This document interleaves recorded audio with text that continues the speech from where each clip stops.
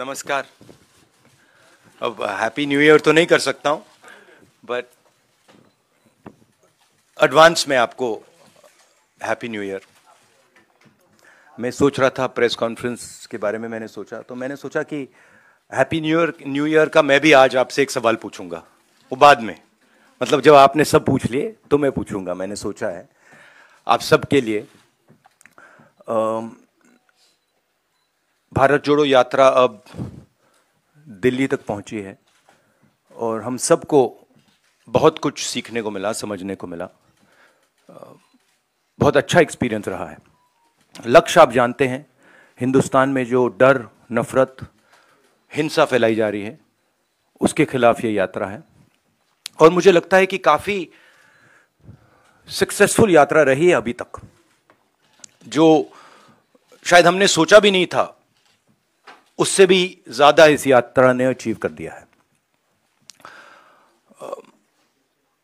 बेरोजगारी का मुद्दा भी है, महंगाई का मुद्दा भी है, और जो हिंदुस्तान में इनकम इनइक्वालिटी आ रही है, चुने हुए लोगों के पास अरबों रुपए और बाकी हिंदुस्तान के पास कुछ नहीं, ये भी हमारा एक मुद्दा है। पर्सनली जब मैंने यात्रा शुरू की, मेरी सोच थी कि ये कन्याकुमारी से कश्मीर तक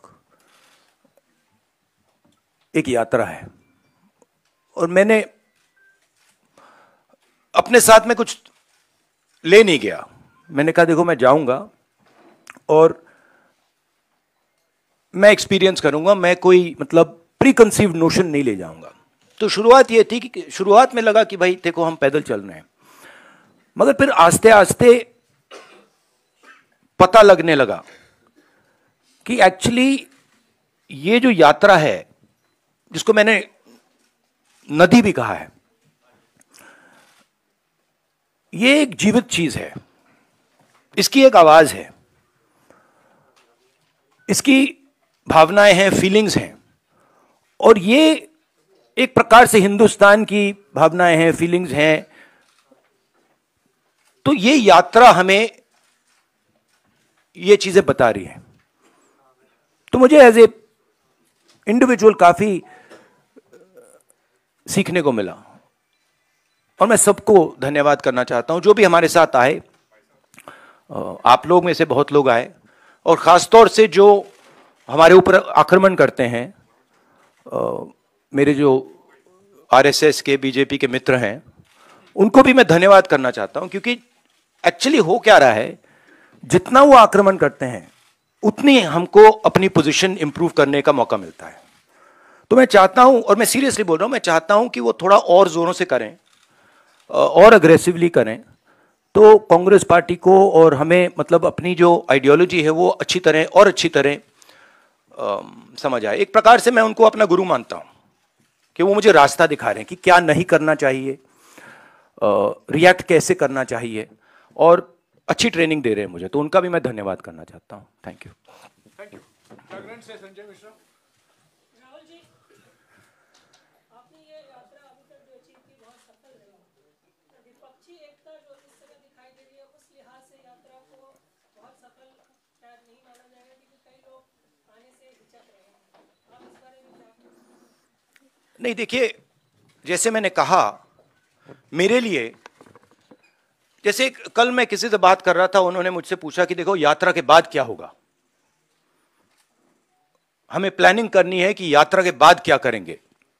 काफी लोगों ने कहा है ईस्ट वेस्ट यात्रा, कोई और कुछ और कह रहे हैं, और मैंने उनको जवाब दिया, देखिए ये जो हमारी यात्रा है, ये हमें कुछ बताने की कोशिश कर रही है, ये हमें कुछ बोल रही है, और अगर हम उसको सुने बिना कुछ और काम करना शुरू कर दें कि भैया देखो यात्रा के बाद क्या होगा, तो एक प्रकार से ये जो हिंदुस्तान की आवाज है उसका अपमान है। तो मैं वो नहीं करना चाहता हूं। रही बात विपक्ष की, मैं जानता हूं कि विपक्ष के नेता सारे के सारे हमारे साथ खड़े हैं, और वो मतलब वो क्लियरली हमें मालूम है। बट आज के हिंदुस्तान में कंपल्शंस भी होते हैं, पॉलिटिकल कंपल्शंस होते हैं, दूसरे कंपल्शंस होते हैं। तो मैं उस पर कमेंट नहीं करना चाहता हूं कि क्यों आ रहे हैं, क्यों नहीं आ रहा है, कौन आ रहा है, कौन नहीं आ रहा। बस मैं ये कहना चाहता हूं कि भारत जोड़ो यात्रा के दरवाजे जो भी भारत को जोड़ना चाहता है उसके लिए खुले हैं, किसी को हम रोकने वाले नहीं हैं। दूसरी बात, विचारधारा में सिमिलैरिटीज होती हैं। देखिए, नफरत और हिंसा और मोहब्बत में सिमिलैरिटी नहीं होती है, डायमेट्रिकली ऑपोजिट चीजें हैं।